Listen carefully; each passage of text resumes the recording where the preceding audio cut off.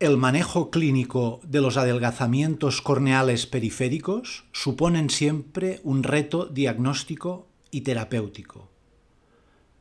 En primer lugar, debemos establecer qué tipo de adelgazamiento periférico presenta el paciente. Puede ser un adelgazamiento inflamatorio o bien no inflamatorio. Establecer un diagnóstico etiológico lo más preciso posible es fundamental para tener un enfoque terapéutico también lo más eficaz posible.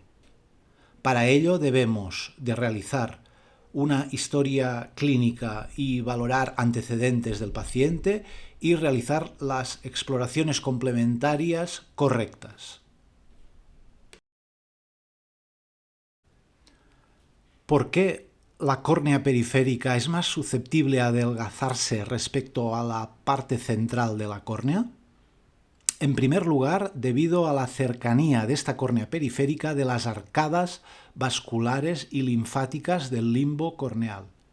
Ello facilita la difusión tanto de elementos celulares como humorales, como por ejemplo inmunocomplejos o complementos. También la parte periférica de la córnea es más susceptible a la isquemia en caso de oclusión de dichas arcadas vasculares, lo cual facilita la ulceración y la necrosis de esta córnea periférica. Se ha visto también que el colágeno de la córnea periférica es menos compacto que en la parte central. También existe una menor inervación de la parte periférica de la córnea y asimismo una mayor actividad mitótica de los diferentes tipos celulares presentes en la córnea periférica, tanto epitelio como endotelio, como distintas células del estroma corneal. También esta parte periférica, por último, es más susceptible a un desequilibrio entre las metaloproteinasas o colagenasas y los inhibidores de estas colagenasas. En los adelgazamientos corneales periféricos de tipo inflamatorio, vamos a encontrar los siguientes signos clínicos. En la fase aguda encontramos hiperemia periquerática, edema corneal periférico que puede disimular el adelgazamiento periférico, dolor, pérdida visual, fotofobia, epífora, blefarospasmo y, muy importante, debemos encontrar un defecto epitelial positivo a la tinción con fluoresceína y normalmente de carácter semilunar, puesto que es la córnea periférica en toda su circunferencia la que se puede ver afectada. También encontraremos infiltrado blanquecino, infiltrado inflamatorio en la parte periférica de la córnea, más o menos extenso y en la zona del adelgazamiento. También podemos encontrar perforación de la córnea en caso de que el adelgazamiento haya progresado hasta producirse la pérdida completa del estroma corneal periférico. En la fase crónica de estos adelgazamientos, ahí vamos a ver que existe un adelgazamiento, vascularización, una vascularización que puede simular un pseudoterigion, una entrada de vasos sanguíneos sectoriales en una parte de la córnea periférica. No va a haber defecto epitelial ni hiperemia periquerática, pero sin embargo sí que va a existir una irregularidad en el epitelio corneal en la parte periférica de la córnea y también una irregularidad topográfica. Debemos de valorar si existe o no existe escleritis asociada al adelgazamiento corneal y también valorar si existen signos a nivel de un solo ojo o a nivel de los dos ojos, si en caso de ser bilateral, normalmente nos apoyará más en una etiología de causa sistémica autoinmune de esta enfermedad. Una de las formas clínicas típicas del adelgazamiento corneal periférico de tipo inflamatorio es el llamado queratitis ulcerativa periférica, PUK o PUK en terminología inglesa como Peripheral Ulcerative Keratitis, como vemos en este ejemplo de granulomatosis con poliangeitis, la antigua enfermedad de Wegener, en la que vemos infiltrados corneales blanquecinos en 180 grados de la parte inferior de la córnea con ulceración y defecto epitelial fluo positivo e hiperemia difusa. Aquí vemos un adelgazamiento corneal periférico inflamatorio en su fase crónica, correspondiente a un paciente con artritis reumatoidea y síndrome de Sjögren secundario, con una perforación autosellada y en la que vemos una irregularidad epitelial periférica pero sin defecto fluo positivo en el momento actual, y también vemos la presencia de una sinequia anterior periférica en una perforación autosellada con la encarceración del iris en la parte interna de la perforación. En los adelgazamientos corneales periféricos de tipo inflamatorio, debemos establecer un diagnóstico diferencial con otras entidades. Aparte de la queratitis ulcerativa periférica mencionada, en la que existe un adelgazamiento corneal progresivo inflamatorio con progresión circunferencial,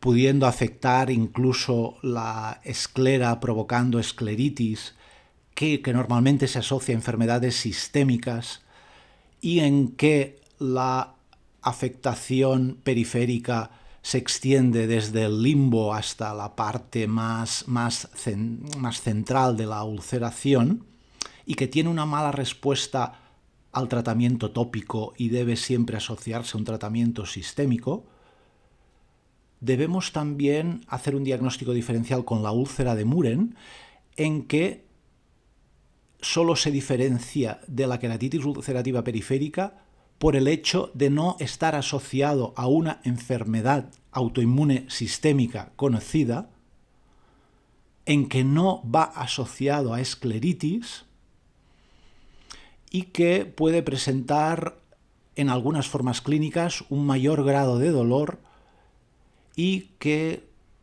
también debe asociarse en muchos casos un tratamiento inmunosupresor sistémico para su control.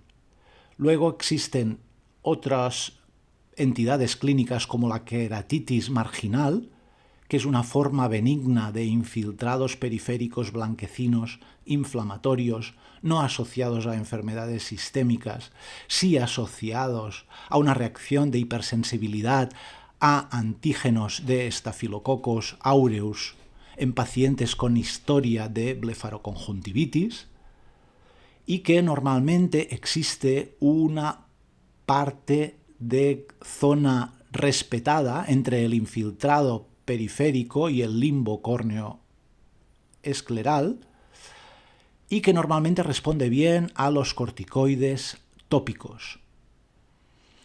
También podemos encontrar úlceras infecciosas, queratitis infecciosas en la parte periférica de la córnea,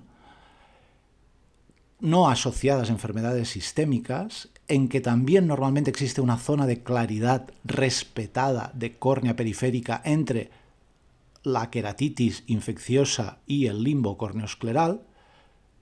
El paciente puede presentar mucho dolor debido a que la etiología es infecciosa y que normalmente va a responder bien al tratamiento tópico antimicrobiano pertinente.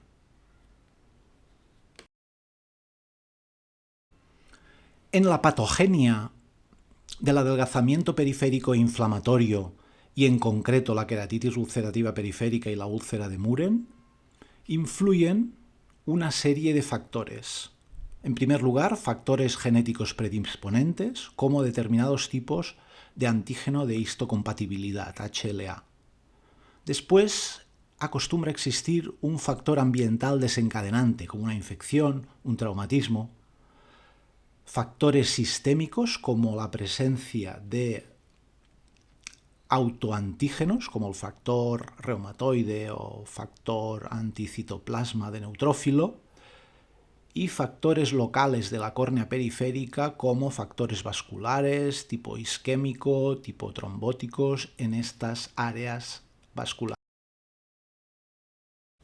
En la patogenia de la queratitis ulcerativa periférica, normalmente existe una enfermedad inflamatoria sistémica asociada en la que existe una activación aberrante del sistema inmune a partir de unos autoantígenos como el factor reumatoide, los anticuerpos anticitoplasma de neutrófilos, anticuerpos antinucleares como los anti-Ro o anti-La, y favorecen el depósito de inmunocomplejos en la córnea, la activación de factores del complemento, la quimiotaxis de neutrófilos que finalmente liberan metaloproteinasas o colagenasas que son las responsables de la colagenolisis, el adelgazamiento de la córnea periférica y la posibilidad de una perforación del globo ocular.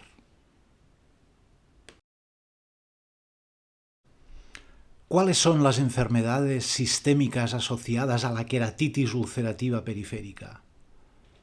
Son muchísimas las entidades a las que se ha relacionado esta enfermedad corneal periférica. La más frecuente, sin duda, es la artritis reumatoidea.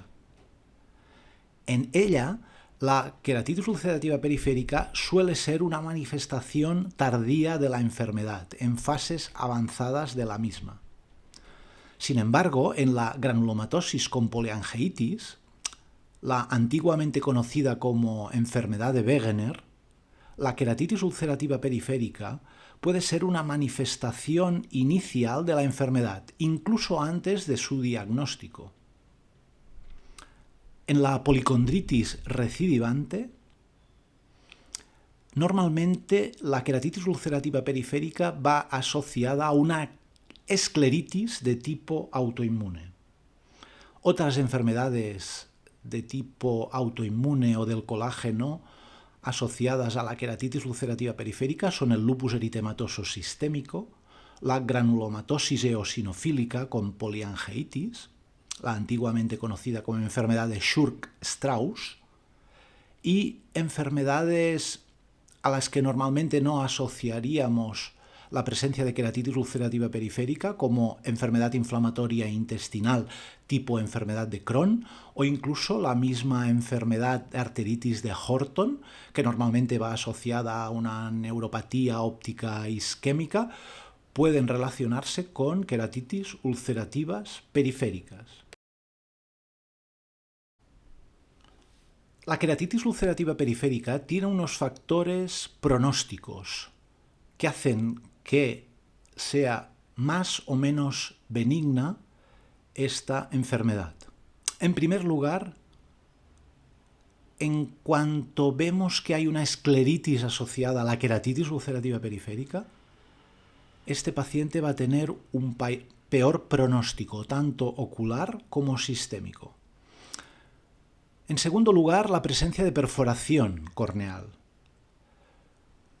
Esta perforación no solo tiene un peor pronóstico a nivel ocular, en el sentido de que cuando hay una perforación hay una pérdida visual asociada severa en el 65% de los pacientes, sino que también va asociada a una mayor mortalidad por parte del paciente.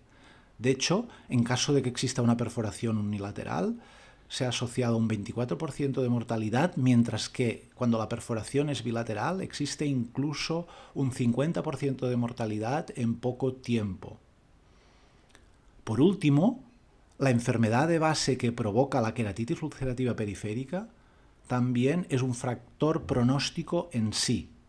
Así, por ejemplo, en la granulomatosis con poliangiitis se ha visto que existen secuelas visuales en el 50% de los pacientes a pesar del tratamiento que se siga.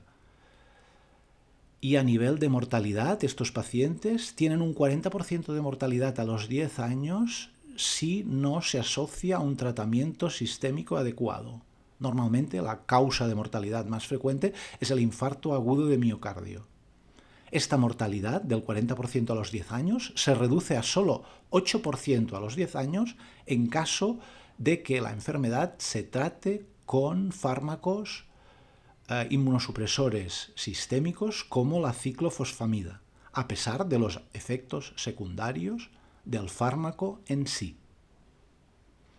En relación, cuando la queratitis ulcerativa periférica se asocia a artritis reumatoidea, normalmente implica un grado avanzado de la enfermedad, lo cual indica que hay un mayor número de órganos afectados y por tanto una mayor mortalidad en este tipo de pacientes.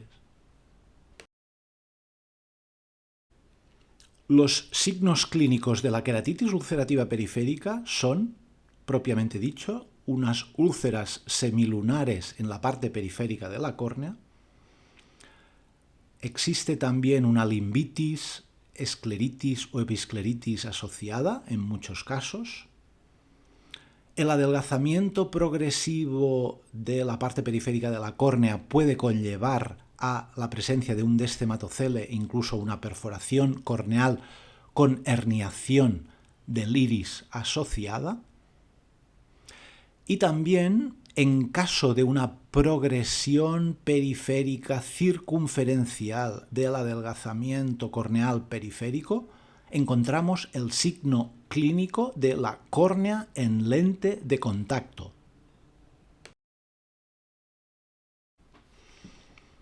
Las exploraciones complementarias para el diagnóstico de la queratitis ulcerativa periférica son fundamentales. Una analítica con proteína C reactiva, velocidad de sedimentación, hemograma, etc., nos pueden orientar hacia un tipo u otro de enfermedad. Pruebas de autoinmunidad como anticuerpos tipo anticitrulina o factor reumatoide nos orientarán hacia una artritis reumatoidea. Anticuerpos anticitoplasma de neutrófilos de tipo citoplasmático o perinuclear nos orientarán hacia una poliangiitis, una granulomatosis con poliangiitis o otras enfermedades autoinmunes. La enzima convertidora de angiotensina nos orientará hacia una sarcoidosis. Los niveles de complemento también son importantes. Descartar infecciones como la tuberculosis, hepatitis B, hepatitis C, sífilis, etc. también es importante en este tipo de inflamación periférica de la córnea, y una exploración de tórax tipo TAC torácico también nos va a ayudar al diagnóstico de sarcoidosis o de granulomatosis con poliangiitis. El tratamiento de la queratitis ulcerativa periférica se basa en un tratamiento local con lubricantes, corticoides, antibióticos tópicos, pero lo más importante es el tratamiento sistémico. Normalmente la primera línea de tratamiento son los corticoides sistémicos. Puede asociarse también fármacos con actividad anticolagenolítico como las tetraciclinas por vía oral, pero fármacos inmunosupresores y ahorradores de esteroides como el metotrexato, ciclosporina A, azatioprina forman parte de la primera línea de tratamiento de estas enfermedades. Fármacos biológicos como el rituximab o anti-TNF-alfa como el adalimumab son también importantes hoy en día en el manejo de estas enfermedades. En casos con perforación inminente se aconseja incluso un recambio plasmático o plasmaféresis, y cuando ya se ha producido la perforación debemos reforzar tectónicamente el globo ocular mediante queratoplastias, injertos de membrana amniótica, etc. La úlcera de Muren es un adelgazamiento periférico inflamatorio de tipo idiopático. Hay una ulceración en semiluna periférica sin zona libre de afectación entre el limbo y la ulceración, con bordes sobrelevados, inyección ciliar marcada, dilatación vascular y, lo más importante, debemos descartar la presencia de enfermedad autoinmune sistémica para establecer el diagnóstico de úlcera de Muren. El tratamiento se va a establecer de forma tópico y sistémico. A nivel tópico, la ciclosporina también juega un papel importante. La úlcera de Muren es, pues, una queratitis ulcerativa periférica de tipo idiopática, no asociado a enfermedad sistémica. Es una ulceración periférica, circunferencial, progresiva, con propagación hacia el centro después de afectar a toda la periferia corneal. Existe una clasificación de Watson en que destaca 3 tipos de úlcera de Muren. La úlcera de Muren tipo 1 es una úlcera de tipo unilateral, rápidamente progresiva y que ocurre en pacientes ancianos, mujeres con mayor predisposición que hombres. Existe un dolor muy severo, aunque es raro que perfore. En el tipo 2 es una úlcera de Muren bilateral que se produce en pacientes jóvenes y aunque tiene una progresión lenta. Es más frecuente en raza africana, hindú y asiática, y aunque la progresión es lenta, puede llegar a perforar y requiere inmunosupresión sistémica. En la úlcera de Muren tipo 3 también se trata de una úlcera de tipo bilateral que se presenta en pacientes de edad media, tiene un menor componente inflamatorio, menos dolor, también es más habitual en raza hindú, raramente perfora y normalmente se maneja con tratamientos tópicos, incluidos la ciclosporina tópica. Los casos bilaterales pueden ser muy asimétricos. Adelgazamientos corneales periféricos no inflamatorios. Los signos clínicos incluyen la ausencia de defectos epiteliales, la ausencia de hiperemia, no existe una inflamación aparente, aunque en muchos casos existe una progresión que hace presuponer que existe una inflamación de base subyacente. Como he comentado, es posible la progresión, aunque no exista una inflamación aparente. Es posible también la perforación y normalmente va asociado a vascularización y depósitos y opacidades en la parte periférica de la córnea. ¿Cuál es el diagnóstico diferencial de las enfermedades por adelgazamiento corneal periférico no inflamatorio? En primer lugar, tenemos al DELEN. El DELEN es un adelgazamiento sectorial periférico normalmente asociado a una sobrelevación, a una lesión sobrelevada en el limbo corneoescleral, que lo que provoca es una deshidratación sectorial de la córnea. Puede ser progresivo, aunque es raro que llegue a perforarse. Otra entidad clínica es la degeneración en surco, conocida en inglés como furrow degeneration. Es un adelgazamiento circunferencial en la parte periférica, asociado a personas de edad avanzada, normalmente que también presentan un arco senil o gerontoxon.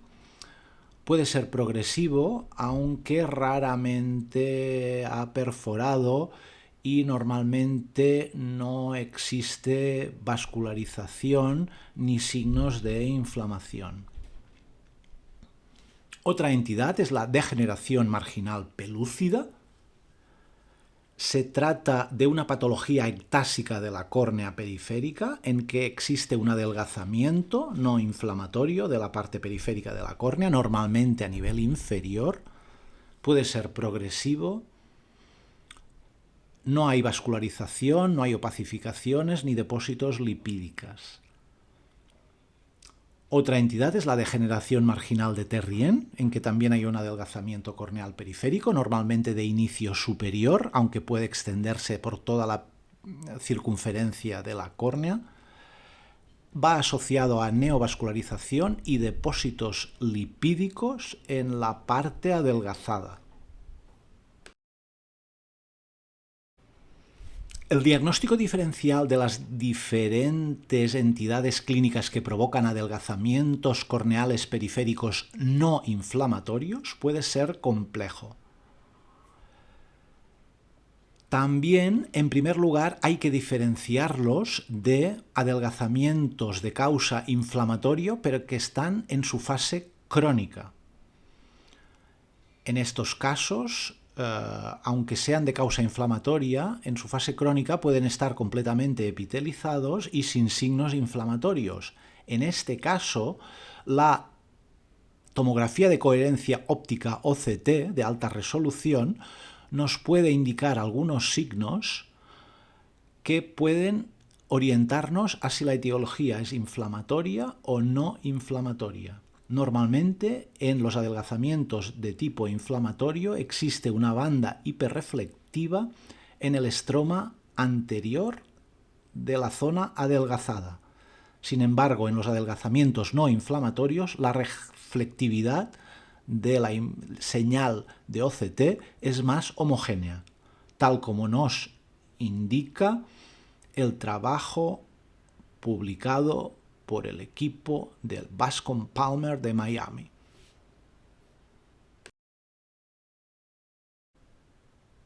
La degeneración marginal de Terrien es una entidad de adelgazamiento periférico de la córnea, progresiva, pero no inflamatoria. Puede ser unilateral o bilateral asimétrico. No existe dolor, más frecuente en hombres. Empieza en la córnea periférica superior y raramente afecta a la inferior. No existe defecto epitelial, sin embargo, existe vascularización superficial y depósito de lípidos en la zona adelgazada. El motivo de tratamiento, en caso de existir, normalmente es el astigmatismo contra la regla elevado.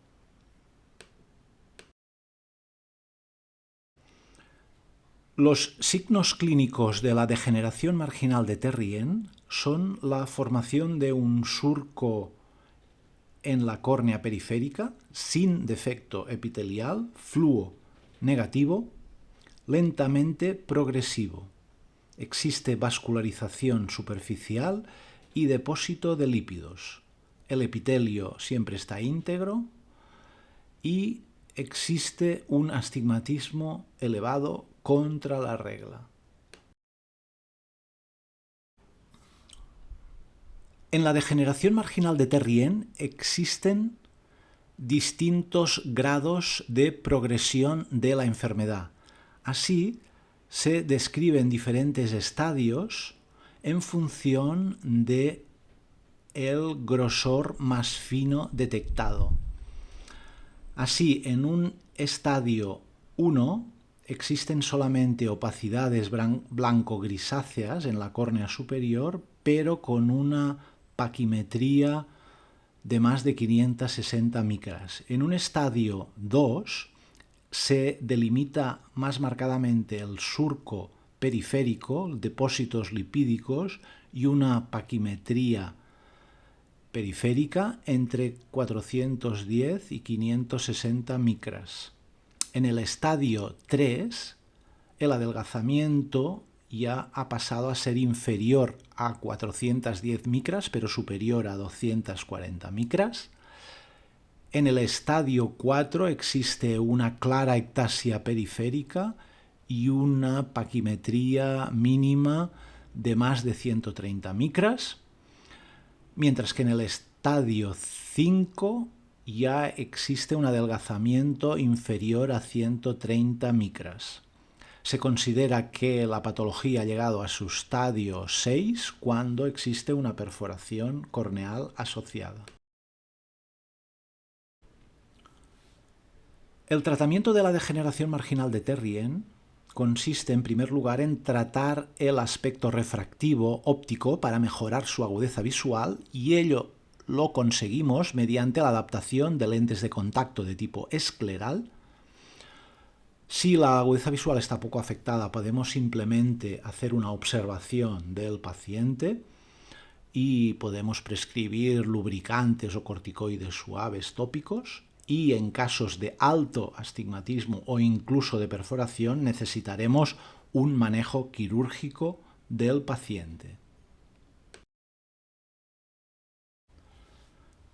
La degeneración marginal pelúcida se considera una ectasia corneal periférica de la familia del queratocono, pero en este caso no existe ningún adelgazamiento central.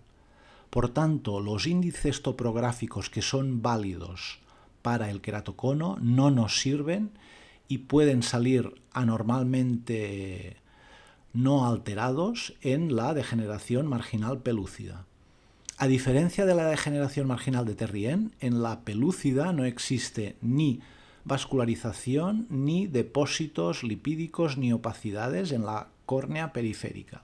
Pero sin embargo, el adelgazamiento puede ser extremo y el astigmatismo contra la regla también puede ser elevado. Sin embargo, a diferencia del queratocono, la agudeza visual se puede mantener relativamente aceptable hasta estadios finales de la enfermedad.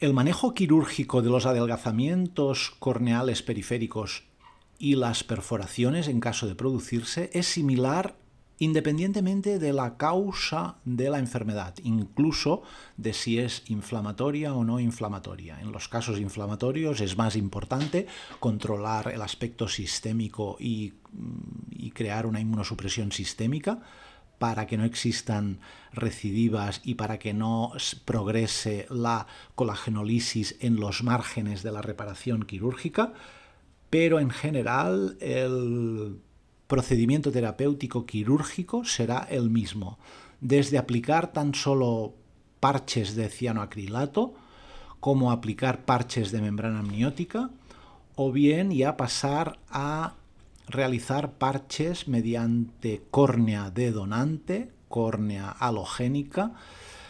En caso de no haberse producido la perforación, indicaremos normalmente una queratoplastia lamelar tectónica, y en caso de haberse producido una perforación, o realizaremos queratoplastias penetrantes tectónicas o queratoplastias parcialmente penetrantes, parcialmente lamelares, en la que creando injertos donantes en forma de seta o mushroom shape grafts.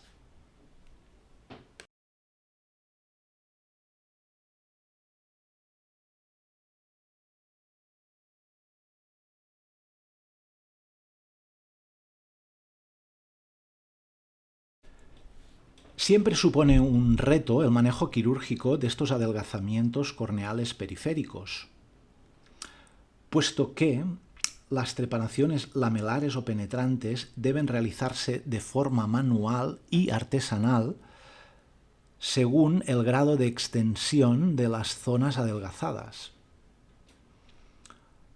En general, utilizamos la técnica del calcado o copy and fix para reproducir unos injertos en la córnea donante que puedan superponerse a la zona adelgazada y debilitada del receptor y proceder a un tallado lo más preciso posible.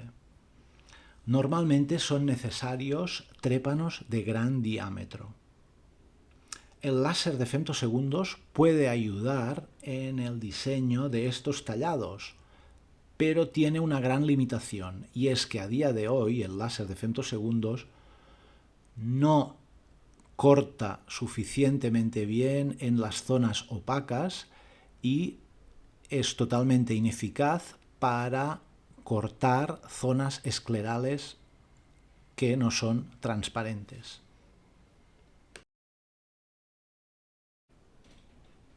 Este es el aspecto quirúrgico de una degeneración marginal de Terrien en estadio 5, en el que se utilizó un injerto de donante y tallado en forma de herradura periférica, realizando una queratoplastia lamelar tectónica en herradura.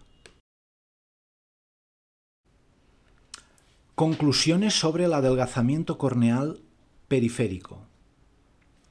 Existe un amplio diagnóstico diferencial tanto en los adelgazamientos inflamatorios como en los no inflamatorios. La historia clínica, las exploraciones complementarias, incluido el OCT de segmento anterior, son de utilidad para el correcto diagnóstico de esta enfermedad. Es muy importante diagnosticar la existencia de una enfermedad sistémica subyacente en los casos de adelgazamiento inflamatorio. El correcto diagnóstico y tratamiento de estas enfermedades sistémicas son básicas para reducir tanto la morbilidad ocular y pérdida de agudeza visual secundaria a estos adelgazamientos corneales, como para reducir la mortalidad y mejorar la supervivencia de los pacientes con estas enfermedades. Las características clínicas y la localización de las lesiones son importantes para diferenciar las distintas causas de adelgazamientos periféricos no inflamatorios. El manejo terapéutico de estos adelgazamientos difiere en función de la severidad del adelgazamiento.